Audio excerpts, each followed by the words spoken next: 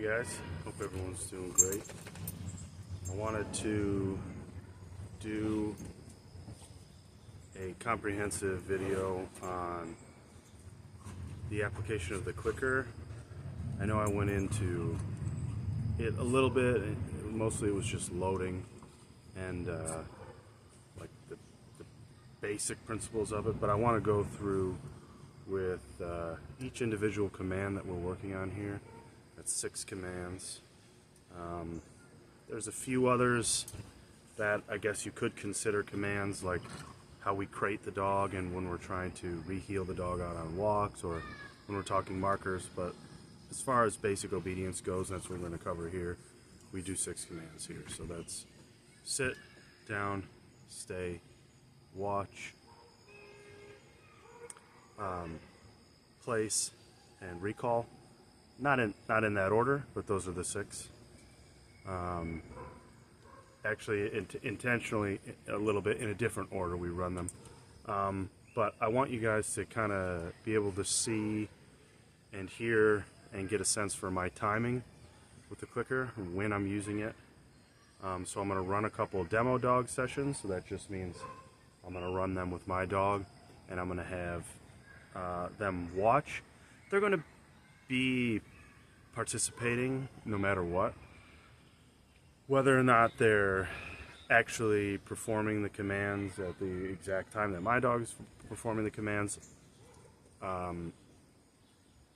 maybe some of them, probably not for all of them. But the point is, they always learn better from another dog. So I like to do a lot of these sessions with my dog first, so that they can just observe, 1, but 2, also get a little bit motivated, right? And start getting the wheels turning, right? How do I get the treats? Why is she getting paid? What is she getting paid for? So slowly they start to figure out how a basic obedience session is supposed to look and what's expected of them during one, right? So just gonna run the basic 6. I'm gonna do them all one time, and the order with which I'll do them will be, this is our primary order. You could change that up and do secondary orders. You can do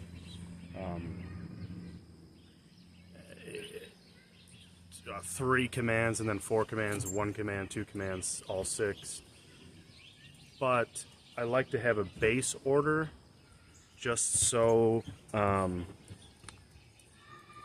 they have kind of a template of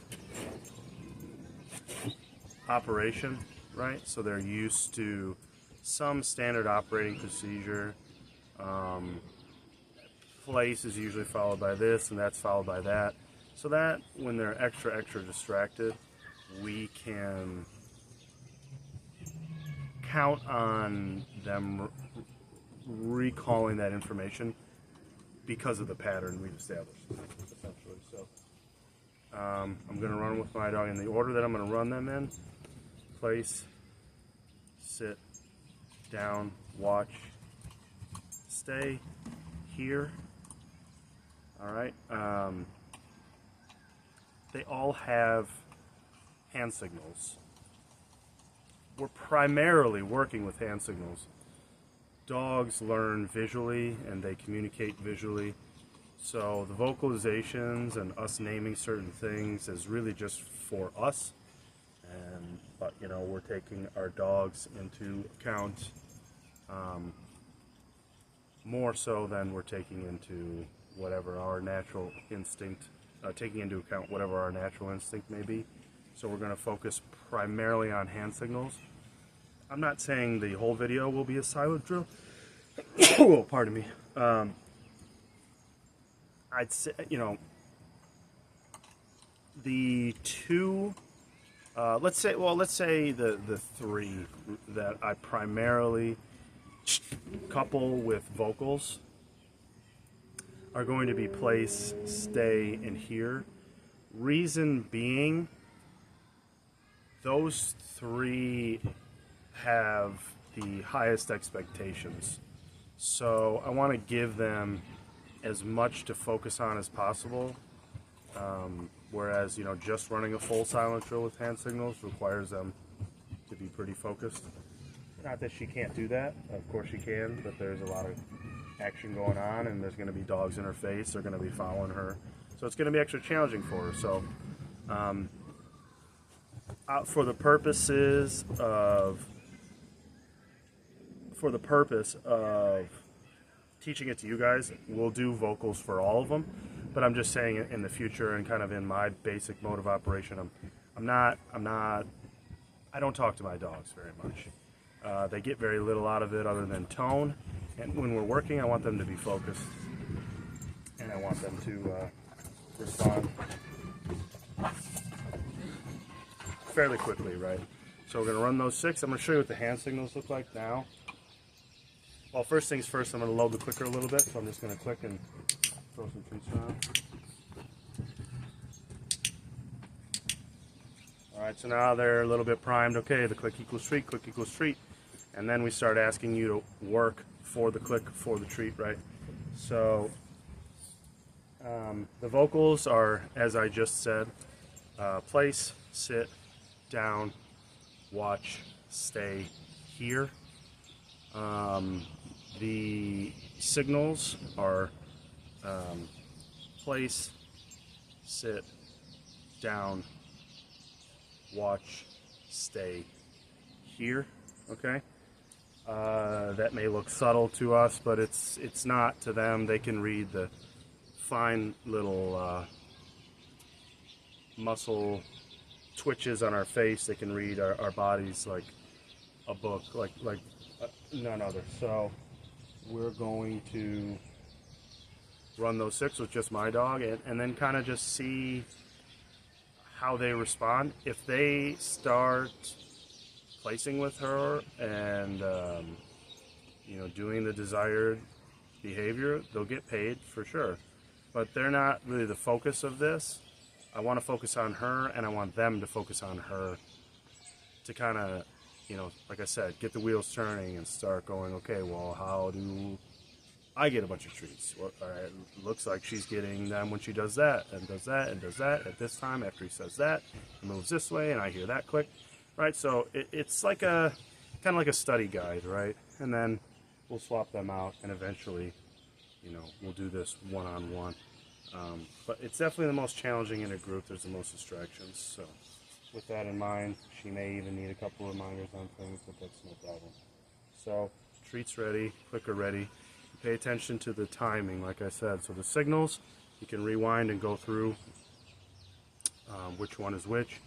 But the timing matters with the clicker a lot. Again, the clicker is like a check mark, right? So, and the reason we use it is because it's the most universal way to train dogs. Do I need a clicker if I'm just the only one training my dogs? Not really. But why do I use one? When maybe someone else wants to train my dog, maybe my dog is boarding with someone or someone comes over and they want to work with her, they can just take this and then they sound like me. I don't have to teach them tone and how I project and how right? I just have to hand them this and show them signals. So it makes it really easy to transfer back home. That's why we focus on the clicker and the hand signals. But I will do vocals as well, so you guys can hear what that sounds like. But pay attention to the timing. So again, it's a check mark, right? So when I ask for a place and the 4th paw is on the place, I'm going to click. When I ask for a sit, as soon as the butt's down, the sit's complete, I'm going to click. When I ask for down, as soon as the barrel of the chest is down, you know, not a halfway down, a full down, I'm going to click.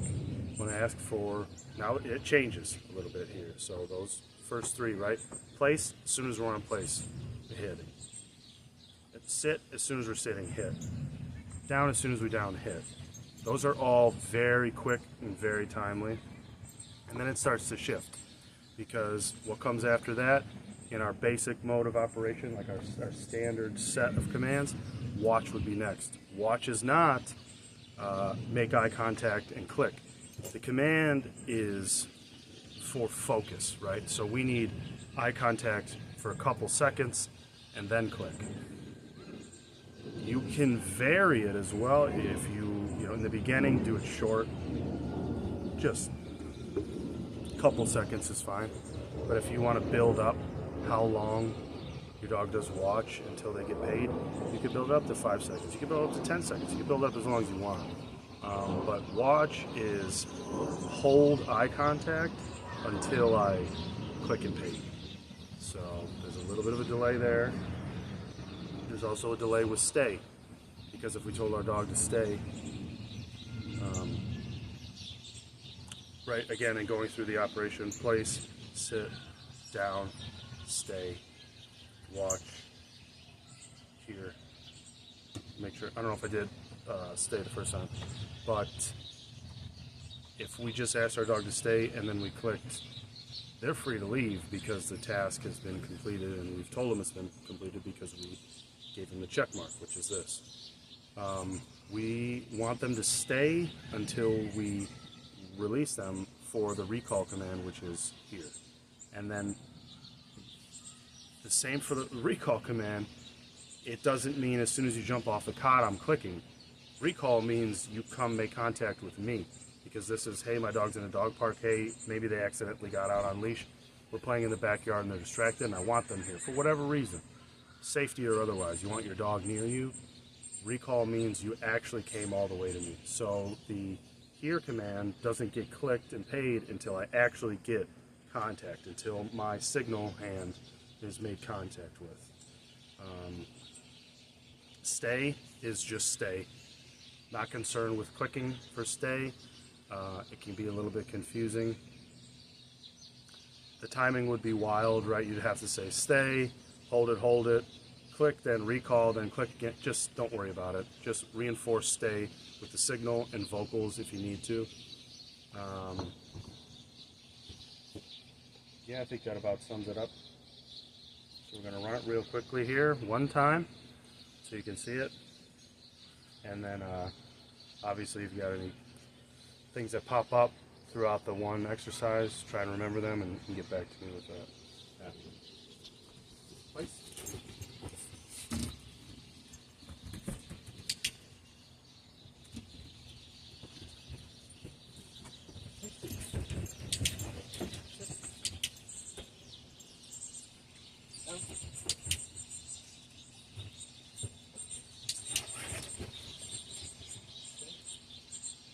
Good job. Now I'm just going to scatter feed a little bit, so just click and pay, everybody. I don't want them to build frustration. Why is he getting treats and I didn't get treats? I was running around. So these are just freebies, but they also serve a purpose, right? We're loading that clicker. We're conditioning a stimuli, if you want to speak on it scientifically.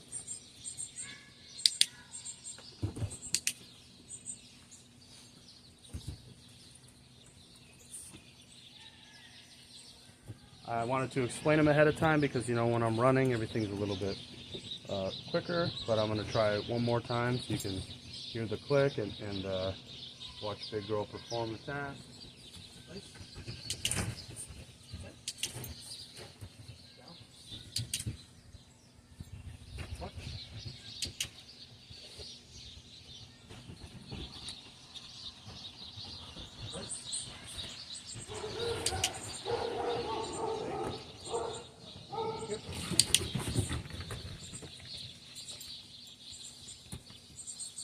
Alright, I hope that made sense. Now, after you do this clicker stuff for a while, a lot of people will ask me, good job! Do I still need it? Is it still worth it? When can I phase out the clicker? Whenever you have decent reliability, you can phase it out. It's mostly just for a training process.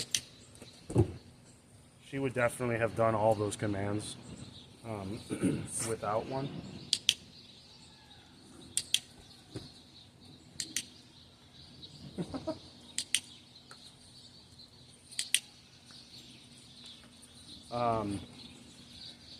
But you always need to reinforce. So it's up to you. If you want to phase the clicker out, then you're going to have to start, whoa, you're going to have to start yesing your dog.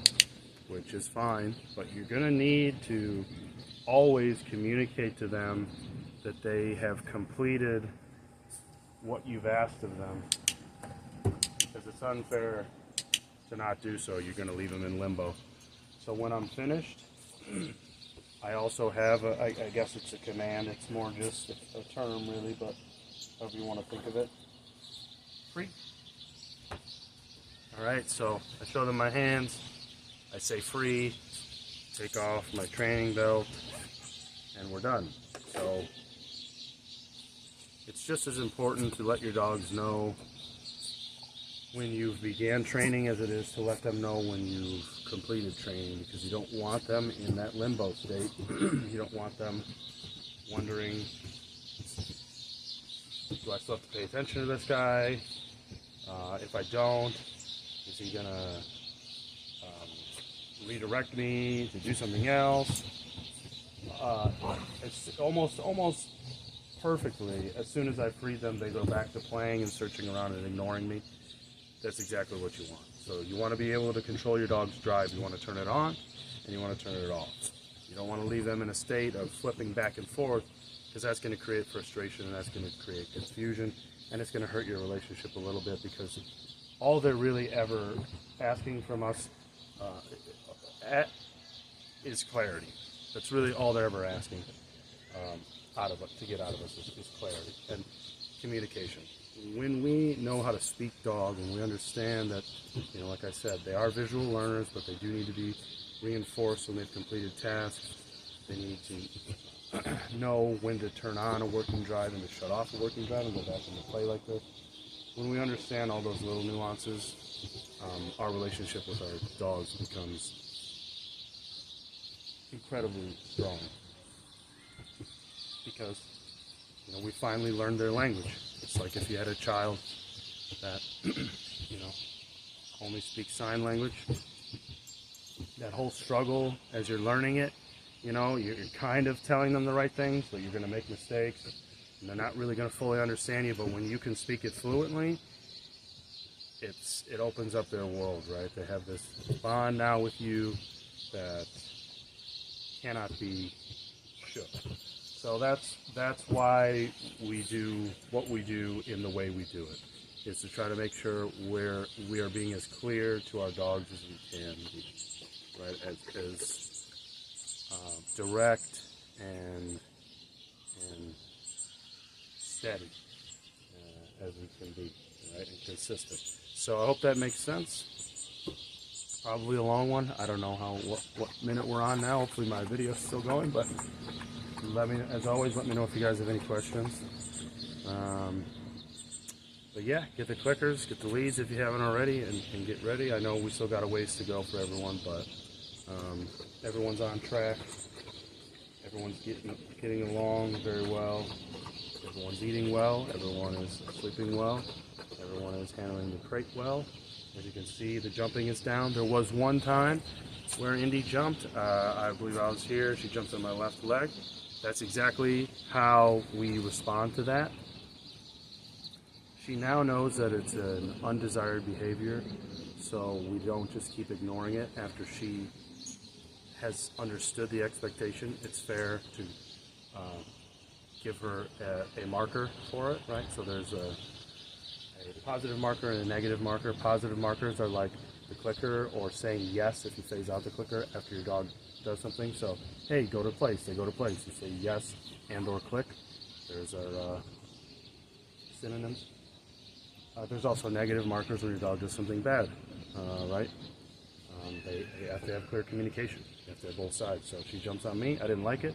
I gave that noise that you heard, TST noise I call it. I don't know. It's like like the Cesar Millan noise, you know, just a disruptive tone. Good job. Yeah. I didn't want them to think I was correcting, but I think they may have accidentally thought so. So I don't like to do that noise unless it's necessary, right? Then it holds its effect. I also don't want to confuse them by putting my treat bag back on. Right, so positive and negative markers. So that was a good point. I'm not glad she made a mistake, but I'm glad you guys were able to see what to do when it happens. All right. Good job. Good job. Good job. go back to being dogs. Thanks, guys. Say bye.